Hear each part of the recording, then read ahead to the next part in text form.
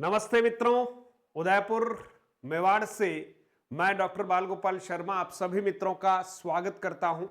मित्रों, संविदा भर्ती 2023 अंग्रेजी माध्यम विद्यालय यानी राजकीय महात्मा गांधी विद्यालय के लिए राजस्थान सरकार के निर्देशन में शिक्षा विभाग निदेशालय बीकानेर के द्वारा विज्ञप्ति जारी कर दी गई है मित्रों। और इस विज्ञप्ति के बारे में संपूर्ण जानकारी आज के इस शॉर्ट वीडियो में मैं देने का प्रयास कर रहा हूं। आप सभी से आग्रह है कि एक बार आपको पूरी जानकारी हो जाए कि आवेदन हमें कैसे करना है, योग्यता क्या रहने वाली है, पात्रता क्या है, आयु सीमा क्या है, आवेदन की पूरी प्रक्रिया कैसे होगी, मानदेय कितना मिलेगा, स्थायी है या अस्थायी है, इन सब के ऊपर हम चर्चा करने वाले हैं। तो ये एक इंफॉर्मेटिव वीडियो है मित्रों, तो आप सभी इस वीडियो को लाइक और शेयर जरूर करें ताकि हमारे अन्य मित्रों तक इसकी सही जानकारी पहुंच जाए। तो आइए मित्रों, आप पहली बार अगर इस हमारे चैनल से जुड़े हैं तो शिक्षा विभाग से संबंधित और अन्य विभागों से संबंधित जो भी नोटिफिकेशन जारी होते हैं उसकी सूचना आप तक पहुंचाने का प्रयास किया जाता है और साथ ही साथ हिंदी का शिक्षण कराया जाता है इस चैनल के माध्यम से। तो आप जुड़े मित्रों, शेयर करें, लाइक करें और सब्सक्राइब भी कर लें, बेल आइकन को प्रेस भी कर लें मित्रों, और अंत तक जरूर बने रहें साथियों। देखिएगा, एक एक चीज के बारे में आज आपको जानकारी देंगे और बहुत संक्षिप्त में बहुत इंफॉर्मेटिव जानकारी आप तक पहुंचाने का प्रयास करेंगे मित्रों। सबसे पहले तो ये जो भर्ती है मित्रों वो संविदा आधारित भर्ती है, कॉन्ट्रेक्चुअल भर्ती है, यूं मान लीजिएगा। राजस्थान सरकार ने 2022 में संविदा भर्ती हेतु एक अधिनियम पारित किया था। उस अधिनियम के तहत इस प्रकार की भर्ती होती है। मैं कोशिश करूंगा उस अधिनियम को भी एक वीडियो के माध्यम से आप तक पहुंचाऊं क्योंकि ये बहुत जरूरी है, जानकारी होनी चाहिए। अब ये जो भर्ती है मित्रों वो है राजकीय अंग्रेजी माध्यम के जो विद्यालय हैं, यानी इसमें अंग्रेजी माध्यम में हमारे वर्तमान में अभी जो है वो महात्मा गांधी विद्यालय चल रहे हैं और ऐसे और कोई अंग्रेजी माध्यम के जो विद्यालय उन सब के लिए ये भर्ती है। इसमें पद कितने हैं उस पर चर्चा करेंगे, पात्रता या योग्यता क्या है उस पर भी हम बात करेंगे, ऊपरी आयु सीमा कितनी छूट है क्या है उन सब पर बात करने वाले हैं, मानदेय कितना है, ये नौकरी स्थायी है या अस्थायी है, ठीक है, और रनिंग ईयर वाले भर सकते हैं या नहीं, यानी कोई जो न्यूनतम योग्यता चाहिए और रनिंग ईयर में है तो क्या भर सकते हैं या नहीं। तो सबसे पहले रनिंग ईयर वाले सुन लें कि इस भर्ती प्रक्रिया के लिए आवेदन की अंतिम दिनांक 1 मार्च 2023 रखी गई है। जो निर्धारित न्यूनतम योग्यता है वो अगर 1 मार्च 2023 तक अगर आप पूरा कर लेते हैं तो ही आप आवेदन के योग्य हैं। अन्यथा जो मान लीजिए कि बीएड रनिंग है, सेकेंड ईयर है, या बीएसटीसी रनिंग है और उनका रिजल्ट जो है वो आया ही नहीं है, परीक्षा ही नहीं दे पाए हैं वो, तो वो इसके लिए योग्य नहीं होंगे। इसलिए ध्यान रखिएगा 1 मार्च 2023 तक आपकी न्यूनतम योग्यता जो है वो पूरी हो जानी चाहिए, इस बात का हमें ख्याल रखना है। फिर मित्रों, क्या सरकारी कर्मचारी वाले सभी लाभ मिलेंगे या नहीं, इस बिंदु के बारे में सुन लीजिएगा। सरकारी वाले सभी लाभ तो नहीं मिलेंगे मित्रों, लेकिन ये संविदा आधारित भर्ती है, इसकी प्रकृति स्थायी है या अस्थायी इस पर भी थोड़ा सा विचार कर लेते हैं। तो इसकी प्रकृति जो है मित्रों स्थायी भी है और अस्थायी भी है। अब स्थायी कैसे? प्रतिवर्ष आपकी सेवा संतोषजनक है या नहीं, यह संस्था प्रधान के द्वारा आपको प्रमाण पत्र दिया जाएगा। अगर आप राजकीय दायित्वों को अच्छी तरह से नहीं निभाते हैं तो आपके लिए असंतोषजनक कोई स्थिति बनती है तो आपको आपकी सेवाएं समाप्त की जा सकती है। लेकिन प्रायः इसको हम माने कि इस तरह से सेवा समाप्ति वाले काम कम ही होंगे, तो ये अस्थायी नहीं मित्रों, एक प्रकार से स्थायी भर्ती है। एक बार जब आप भर्ती हो चुके हैं उसके बाद इसके बारे में ज्यादा कोई दिक्कत नहीं आएगी। इसलिए आपको ध्यान रखना है मित्रों कि ये भर्ती जो है वो स्थायी ही है, यूं मान के चलिएगा।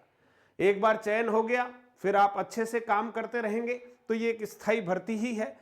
सारे लाभ तो नहीं मिलेंगे लेकिन आप एक प्रकार से संविदा आधारित सरकारी सेवा में ही हैं और ये नियम भी जो है संविदा वाला राजस्थान सरकार ने ही बनाया है।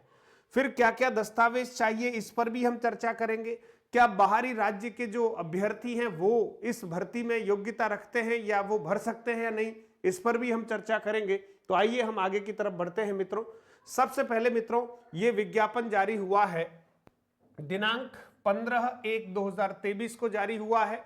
निदेशक माध्यमिक शिक्षा राजस्थान बीकानेर के द्वारा इसको जारी किया गया है और इस भर्ती का नाम है सहायक अध्यापक लेवल प्रथम, सहायक अध्यापक लेवल द्वितीय, संविदा भर्ती 2023 और माध्यमिक शिक्षा विभाग के अंतर्गत संचालित महात्मा गांधी राजकीय विद्यालय अंग्रेजी माध्यम या राजकीय अंग्रेजी माध्यम विद्यालयों में Rajasthan contractual hiring to civil post rules 2022 के प्रावधानों के अनुसार टीएसपी और नॉन टीएसपी दोनों क्षेत्रों के लिए यह विज्ञप्ति जो है वो प्रकाशित की गई है मित्रों। कुल पदों की अगर बात करते हैं मित्रों तो कुल पद जो है इसमें 9712 पद हैं। कुल पद कितने हैं? 9712 पदों के लिए यह विज्ञप्ति प्रकाशित की गई है। अब आप देखिए इस विज्ञप्ति में टोटल जो है 9712 पद है। अब टीएसपी में कितने हैं मित्रों? टीएसपी सबसे पहले आप देखिए टीएसपी में जो कुल पद है मित्रों वो 604 है। टीएसपी में कुल पद कितने हैं? 604। उसमें लेवल 1 ध्यान दीजिएगा, लेवल 1 के 470 पद है। लेवल 2 में केवल 2 ही विषयों के अध्यापकों की भर्ती की जाएगी इस भर्ती के अंतर्गत, जिसमें एक तो अंग्रेजी के अध्यापक होंगे और एक होंगे गणित के अध्यापक। तो ध्यान दीजिए यहां जब बात करते हैं टीएसपी में अंग्रेजी के कितनी वैकेंसी है अध्यापकों के लिए तो 67 है और गणित के लिए कितनी वैकेंसी है तो 67 है, 67 है। तो ये तो मित्रों टीएसपी में पदों का वर्गीकरण हो गया। नॉन टीएसपी में पदों की भरमार है। 9108 पद मित्रों नॉन टीएसपी में है। इस नॉन टीएसपी के लिए मित्रों राज्य के बाहर के जो अभ्यर्थी हैं, है ना, यानी राजस्थान राज्य के बाहर के उत्तर प्रदेश, हरियाणा, दिल्ली कहीं के भी अभ्यर्थी हैं पूरे भारत भर के, वे सब भी योग्यता रखते हैं और वे भी अगर यहां उन्होंने रीट वगैरह उत्तीर्ण कर रखी है तो वे भी इसमें पार्टिसिपेट कर सकते हैं। नॉन टीएसपी में कुल पद आपको बता दिए। लेवल 1 के लिए मित्रों सर्वाधिक पद है 6670 और लेवल 2 की अगर हम बात करें तो अंग्रेजी और गणित के लिए 1219 और 1219 पद हैं। मित्रों ये तो हमारे पद हो गए। अब पद के साथ साथ आवेदन की अगर हम बात करें मित्रों तो इस भर्ती के लिए आपको आवेदन ऑनलाइन ही करना होगा, कोई ऑफलाइन आवेदन स्वीकार नहीं किया जाएगा, इस बात को पक्का कर लीजिएगा। ऑनलाइन आवेदन आपको कैसे करना है? एसएसओ आईडी के माध्यम से। प्रत्येक अभ्यर्थी ने अपनी एसएसओ आईडी बना रखी है, नहीं बनाई हो तो आपको सबसे पहले एसएसओ आईडी बनानी होगी। एसएसओ आईडी आप स्वयं बनाएं, ई मित्र पर जाकर बनाएं, है ना, और यूट्यूब पर बहुत सारे ऐसे वीडियोस हैं कैसे एसएसओ आईडी बनाते हैं, इसके बारे में आपको बता दिया जाएगा। फिर मित्रों आपको एसएसओ आईडी के माध्यम से या तो स्वयं फॉर्म भर लें या ई मित्र के माध्यम से आपको क्या करना है मित्रों, फॉर्म भरना है। और ये आवेदन जो है वो ऑनलाइन आवेदन ही है, इस बात का आपको ख्याल रखना है मित्रों, ये ऑनलाइन आवेदन ही है। ठीक है मित्रों। फिर मित्रों इसमें ऑफलाइन आवेदन जो है वो किसी भी स्थिति में स्वीकार नहीं किया जाएगा, इसको आप बहुत अच्छे से समझ लीजिएगा। इसके अलावा मित्रों और इसके बारे में जो जानकारियां हैं वो मैं दे रहा हूं, आप अंत तक बने रहें वीडियो के, ताकि एक बार ही आपको संपूर्ण जानकारी मिल जाए फिर आप आवेदन करें।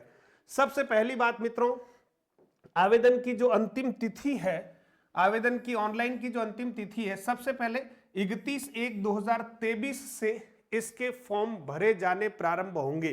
ध्यान रखना 31 जनवरी। देखिए जैसे कि यहां पर भी लिखा हुआ है कि आवेदन की अवधि जो है 31/1/2023, इसका मतलब यह है कि अभी 15 दिन हैं आपके पास और 31 तारीख से आवेदन प्रारंभ होंगे। 31/1/2023 से आपको 1/3/2023 रात्रि 12 बजे तक का समय मिलेगा। लगभग 1 महीना जो है आपको ऑनलाइन आवेदन के लिए मिलने वाला है। ठीक है। फिर आप देखिए मित्रों, ऑनलाइन आवेदन सावधानी पूर्वक भरना है क्योंकि इसमें एडिटिंग के लिए कोई ऑप्शन आपको बाद में नहीं दिया जाएगा और नहीं इससे संबंधित कोई प्रार्थना पत्र स्वीकार किया जाएगा। जैसे बच्चों ने रीट के फॉर्म भरे हैं और अभी 19 तारीख रीट की अंतिम है ऑनलाइन आवेदन करने की, तो बहुत सारों के एसएमएस आते हैं कि सर हमसे ये गलती हो गई, ये गलती हो गई। तो प्लीज आपसे बार बार कहा जाता है पहले फॉर्म भर के सारी जो हमारी एंट्रीज हैं उनको बहुत अच्छे से आप चेक कर लीजिएगा, क्योंकि इसमें अवसर नहीं दिया जाएगा, ऐसा विज्ञप्ति में लिखा है। बात करते हैं मित्रों कि शुल्क कितना होगा। शुल्क नाम मात्र का है, कोई बहुत ज्यादा शुल्क नहीं है मित्रों। जनरल, ओबीसी जो क्रीमी लेयर है, एमबीसी जो क्रीमी लेयर है ना, और अदर स्टेट के जो भी कैंडिडेट है, अदर स्टेट के एसटी, एससी, विमेंस, जो भी वो सारे जो कैंडिडेट्स हैं उनको आवेदन के लिए 100 रुपीज जो है वो पे करने हैं, चुकाने पड़ेंगे। ऑनलाइन आवेदन है, ऑनलाइन ही पेमेंट है।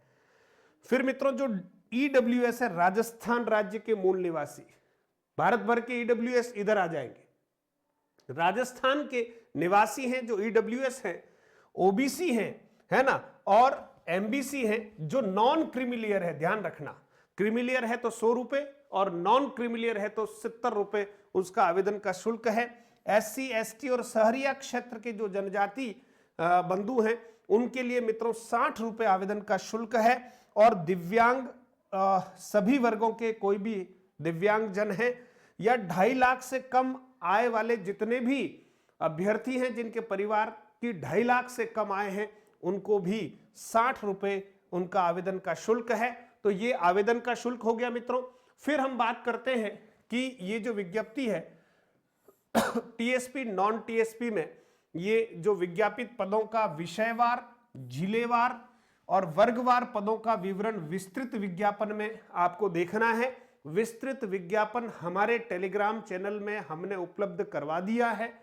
पैनल पर उसको लाएंगे मित्रों, छोटा है, दिखने में इतना अच्छा लगता नहीं है, इसलिए हमने सीधा ही मधुरम हिंदी नाम से हमारा जो टेलीग्राम चैनल है उसमें हमने इसको डाल दिया है।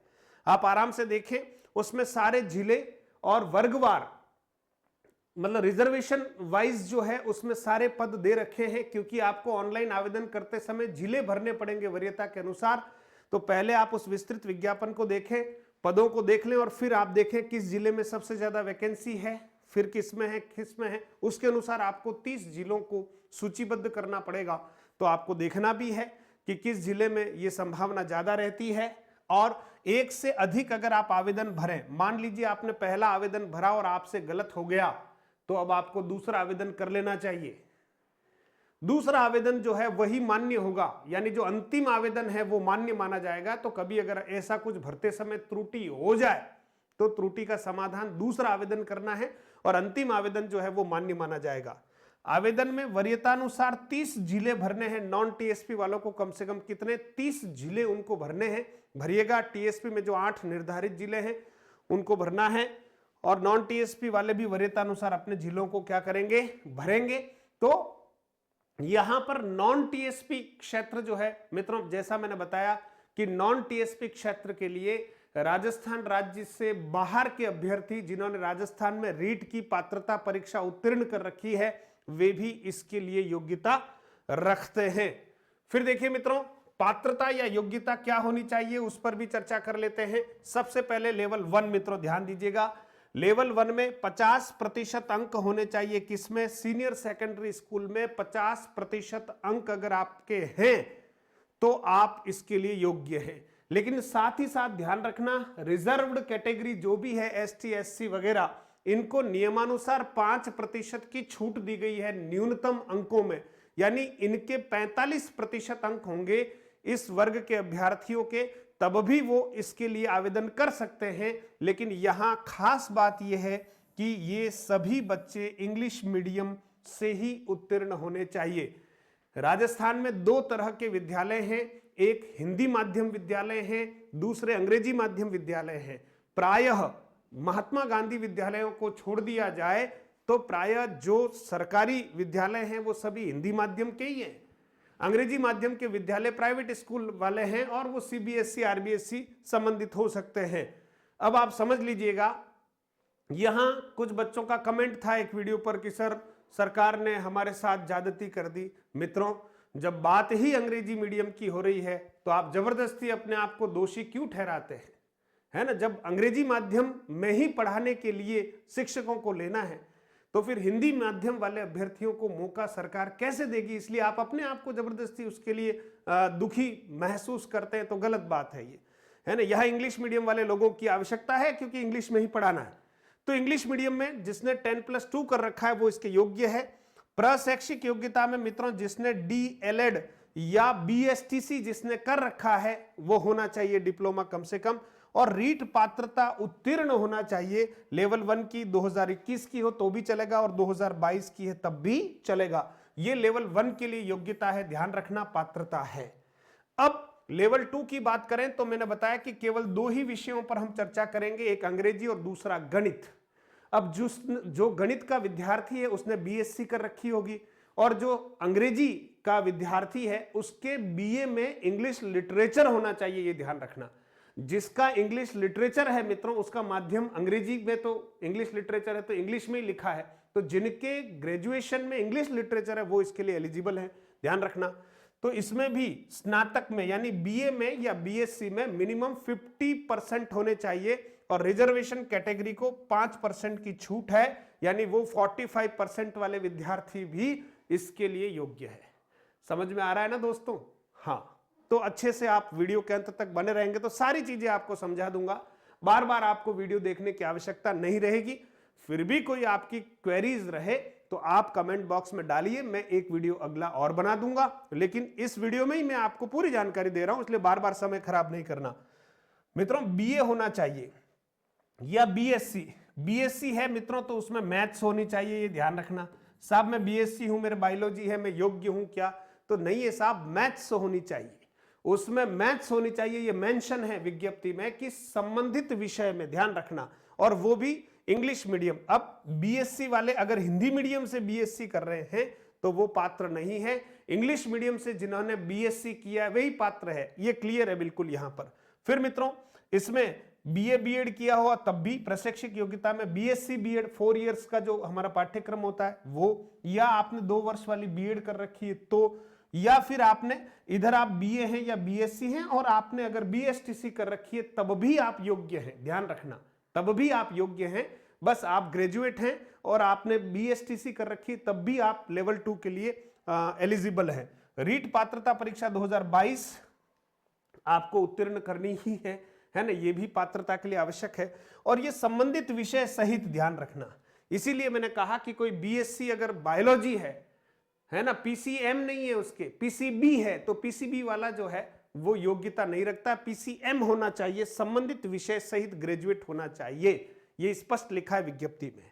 फिर देखिए मित्रों, अब है क्या बाहरी स्टेट वाले अप्लाई कर सकते हैं? तो इसके बारे में मैंने पहले भी बता दिया कि हाँ कर सकते हैं, लेकिन निर्धारित योग्यता व पात्रता होनी चाहिए। निर्धारित योग्यता में वही 12वीं में 50% होने चाहिए, उनको कोई छूट नहीं मिलेगी 5% की। ग्रेजुएशन में उनके 50% होने चाहिए, इंग्लिश मीडियम से पढ़े हुए होने चाहिए, और वो राजस्थान की रीट पात्रता परीक्षा उत्तीर्ण किए हुए होने चाहिए। CTET उत्तीर्ण किए हुए को यहाँ पर जो है मौका नहीं मिलेगा मित्रों, ठीक है, इसलिए ये बहुत क्लियर है।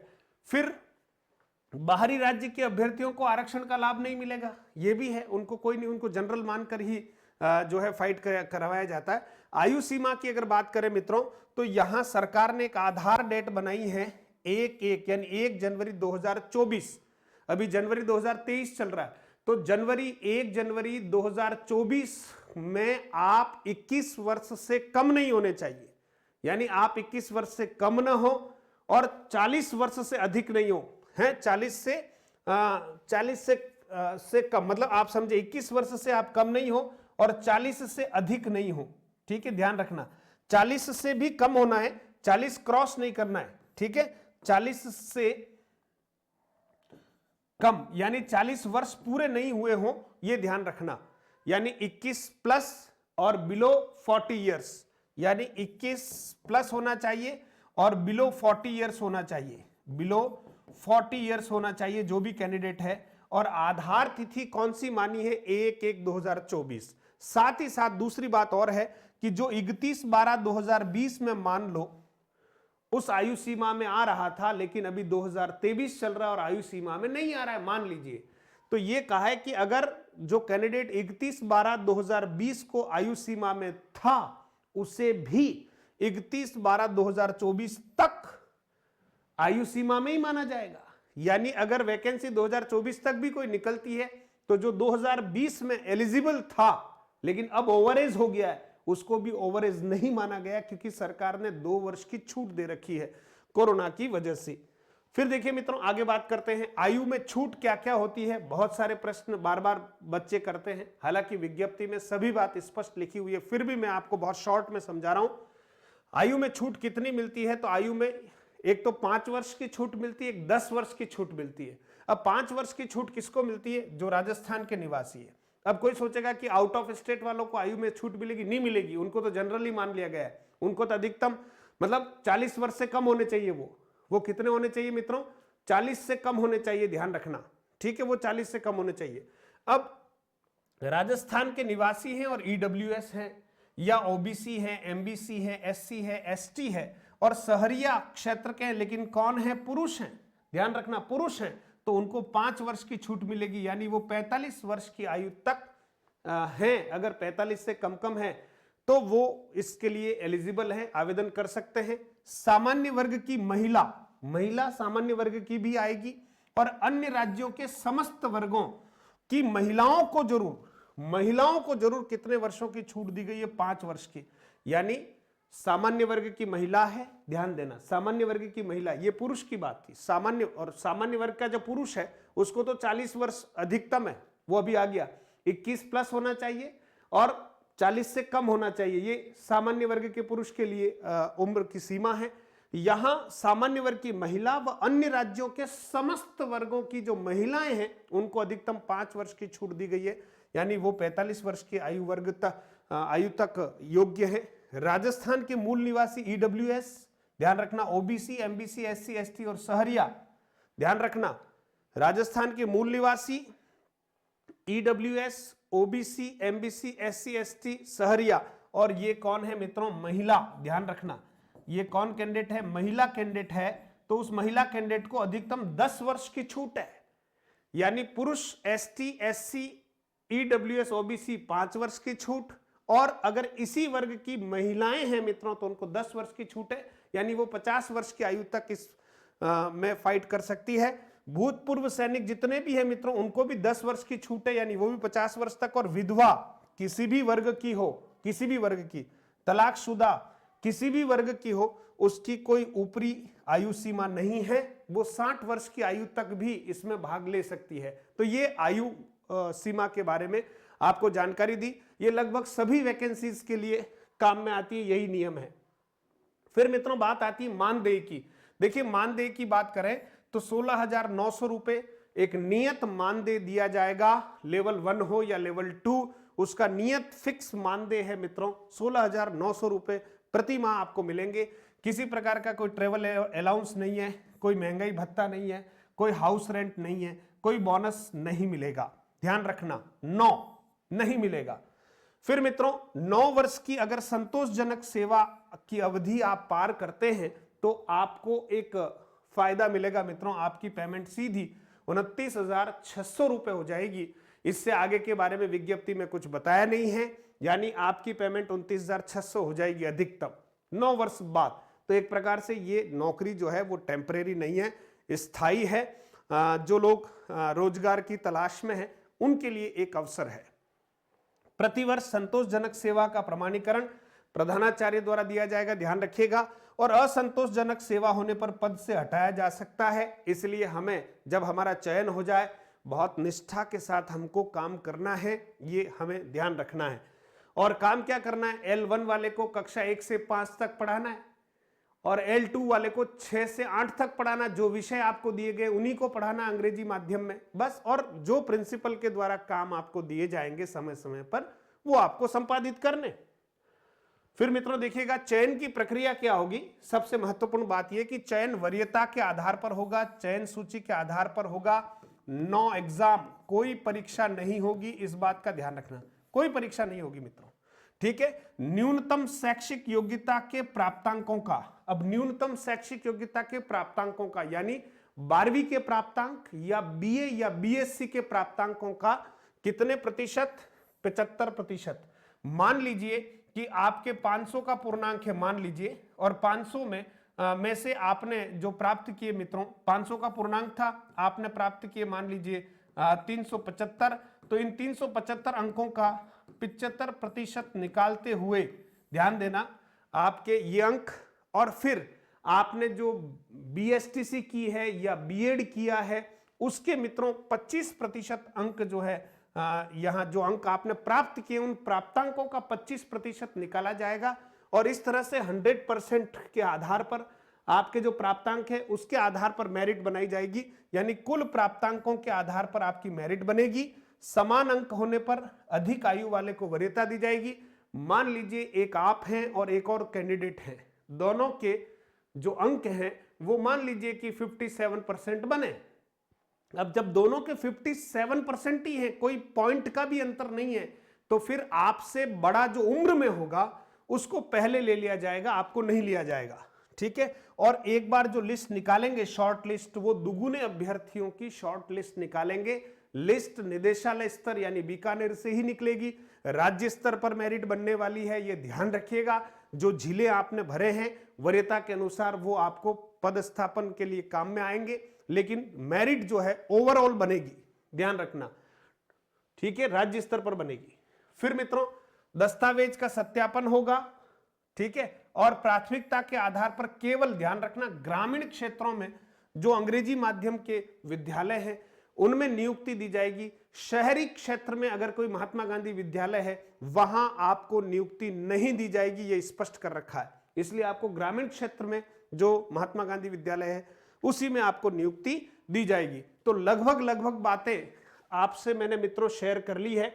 फिर आप देखिए कि कौन कौन से दस्तावेज आपको चाहिए, जो आपको ऑनलाइन आवेदन करते समय सारा विवरण आपको भरना है, और ऑनलाइन उन आवेदनों का दस्तावेजों का अपलोड भी आपको करना है, क्योंकि तभी जाकर वो सारी मेरिट बनाने वाली प्रक्रिया होगी।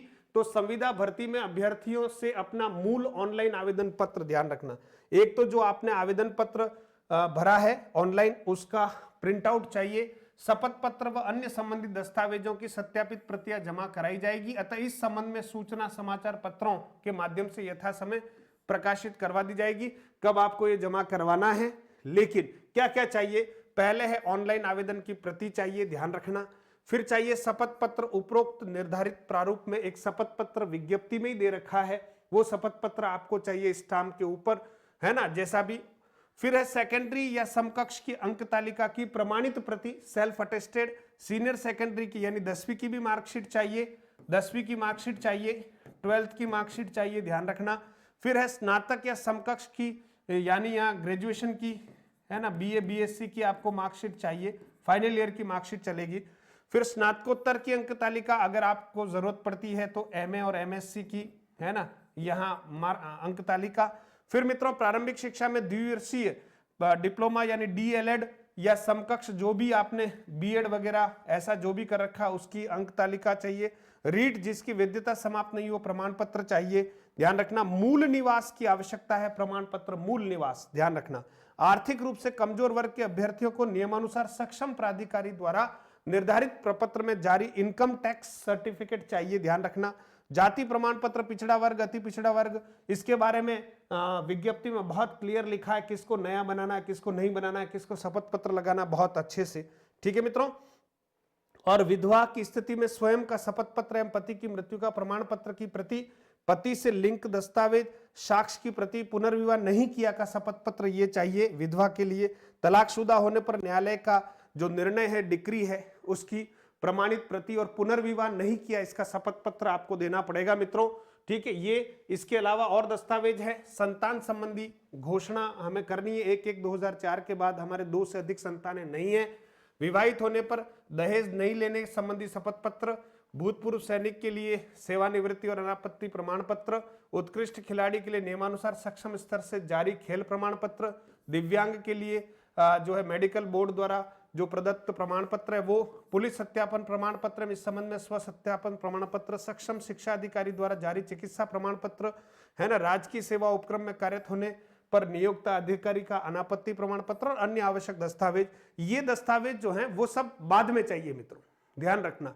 जब आप सेलेक्ट हो जाओगे तो ये सब चाहिए, और अभी तो केवल आपको 10वीं 12वीं और जो अंक जिसके आधार पर क्या किया जाए, मूल निवास वगैरह, जिसके आधार पर आपको क्या करना है, वरीयता में आपको अंक वगैरह दिखाने हैं, तो ये सब जब आपसे कहें तब आपको जमा कराना है। बाकी एक बार ऑनलाइन आवेदन के समय में आपको सारे मार्क्स वगैरह भर लेने हैं। और किसी भी स्थिति में कोई भी मार्गदर्शन चाहिए तो यहाँ बीकानेर निदेशालय के हेल्पलाइन नंबर दे रखे हैं, आप यहाँ संपर्क कर सकते हैं मित्रों। तो एक विस्तार में, संक्षिप्त में, जैसा भी समझे, पूरा प्रयास किया है कि आपके लिए हर बिंदु को स्पष्ट किया जाए ताकि आप आराम से आवेदन कर पाए मित्रों।